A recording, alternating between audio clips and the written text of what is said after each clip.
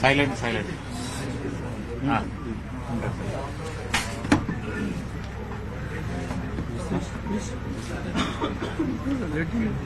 നിങ്ങൾ പറഞ്ഞാൽ മതി നമുക്ക് പറയും. Tamil Nadu, Kerala, India, U K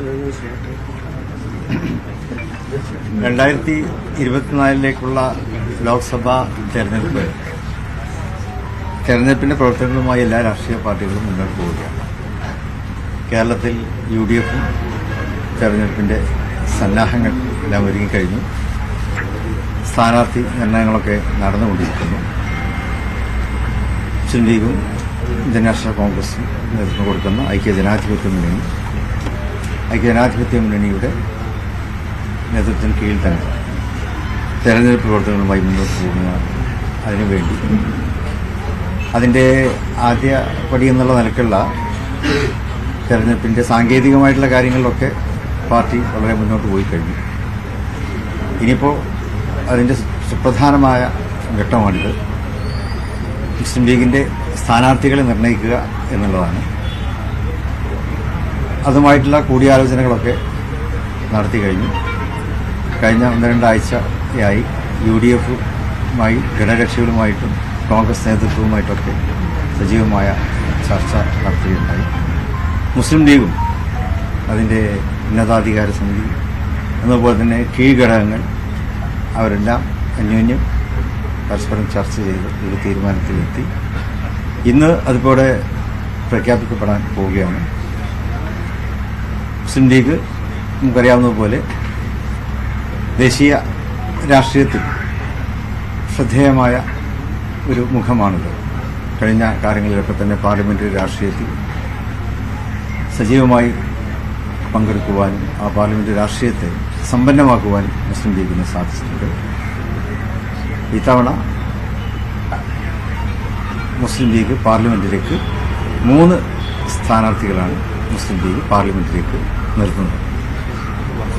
ആ 3 സ്ഥാനാർത്ഥികളെയും ഇവിടെ പ്രഖ്യാപിക്കപ്പെടാൻ പോവുകയാണ്. ലോക്സഭയിലേക്കുള്ള സ്ഥാനാർത്ഥികളാണ്. അതിൽ കേരളത്തിൽ നിന്ന് 2 സീറ്റുകളിലേക്കും തമിഴ്നാട്ടിൽ നിന്ന് 1 സീറ്റിലുമാണ് മുസ്ലിം ലീഗ് മത്സരിക്കുന്നത്. കേരളത്തിൽ പൊന്നാനിയിലും മലപ്പുറം ലോക്സഭാ മണ്ഡലങ്ങളുമായിട്ടാണ് മത്സരിക്കുക. തമിഴ്നാട്ടിൽ രാമനാഥപുരത്താണ് മുസ്ലിം ലീഗ് മത്സരിക്കുന്നത്. കേരളത്തിൽ UDFന്റെ അടിസ്ഥാനത്തിൽ മത്സരിക്കുന്നു. തമിഴ്നാട്ടിൽ അവിടെ DMKയുമായിട്ട് യോജിച്ചെന്നുള്ള ഒരു മുന്നണിയിലാണ് മുസ്ലിം ലീഗ് മത്സരിക്കുന്നത്.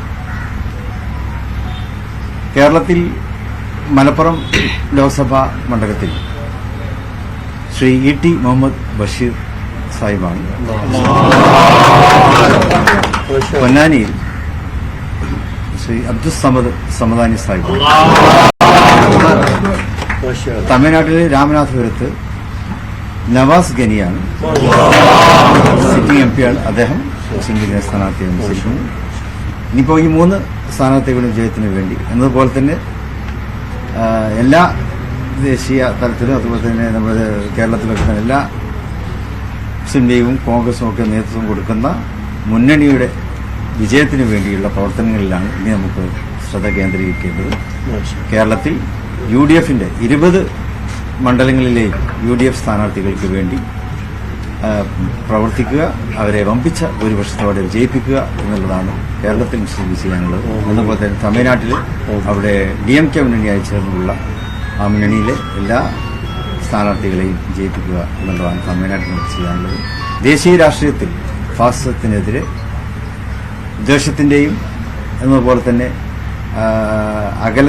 അകൽച്ചയുടെയും രാഷ്ട്രീയത്തിനെതിരെ സൗഹൃദത്തിന്റെയും മതേതരത്വത്തിന്റെയും ജനാധിപത്യത്തിന്റെയും രാഷ്ട്രീയ കാഴ്ചപ്പാടുകളെ വിജയിപ്പിക്കുക എന്നുള്ളതാണ് മുസ്ലിം ലീഗ് ഉൾക്കൊള്ളുന്ന മുന്നണിയുടെ ലക്ഷ്യം. അതിനുവേണ്ടിയുള്ള പ്രവർത്തനങ്ങളിൽ എല്ലാവരും ഭാഗമാക്കാകണം എന്ന് അഭ്യർത്ഥിക്കുന്നു. രാജ്യസഭാ സീറ്റിന് വരാനിരിക്കുന്ന ഒഴിവ് ഏതാണ്ട് ജൂണോടെ വരും. ആ ഒഴിവിൽ മുസ്ലിം ലീഗ് മത്സരിക്കുന്നതാണ്. അതിന്റെ സ്ഥാനാർത്ഥി ഇപ്പോൾ പ്രഖ്യാപിക്കുന്നില്ല. അത് അപ്പോഴത്തെ കാരണം ഇലക്ഷനുകൾ കഴിഞ്ഞിട്ടാണല്ലോ.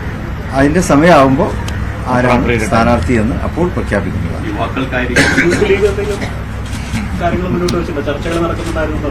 ഞങ്ങളെല്ലാ കൂടിയാലോചനയ്ക്ക് ശേഷമുള്ള തീരുമാനമാണ് ഇപ്പോൾ ഇവിടെ പറഞ്ഞിട്ടുള്ളത്.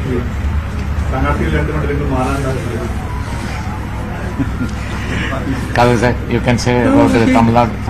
One word or not two words? Tamil Nadu As far as Tamil Nadu is concerned, as our national leader, Imamul Hind, Sadiq Ali Shah Tangal has rightly said, some 1 month before, under the presidency of Sadiq Ali Shah Tangal, the political advisory committee met in Kerala, and that committee we decided to open discussions with UDF, DMK in Tamil Nadu, UDF in Kerala, in other states, possibly with people of India Alliance people. Therefore, in that way, we opened discussion with DMK, and we demanded only one seat in Tamil Nadu. That specifically we said Ramnad should be allotted to us, because the Ramnad people as well as Muslim Leaguers and DMK people and alliance parties also, they said it is better to have Ramnad constituency. Therefore, we insisted Ramnad constituency should be allotted to Indian Muslim League. That's one thing. Then we said from 1952 onwards in Tamil Nadu, DMK helped us to send one person to Rajya Sabha, starting from Qaidamillat, ending with Rifai Sahib, and so many people are also there. Qaidamillat was there, Abdul Samad was there, Rifai was there, Azam Baidin was there. For about 30 years, that continuity of sending one member to Rajya Sabha by DMK continued. Then after, due to political situations, that come to an end. Therefore, we made the demand to DMK leadership that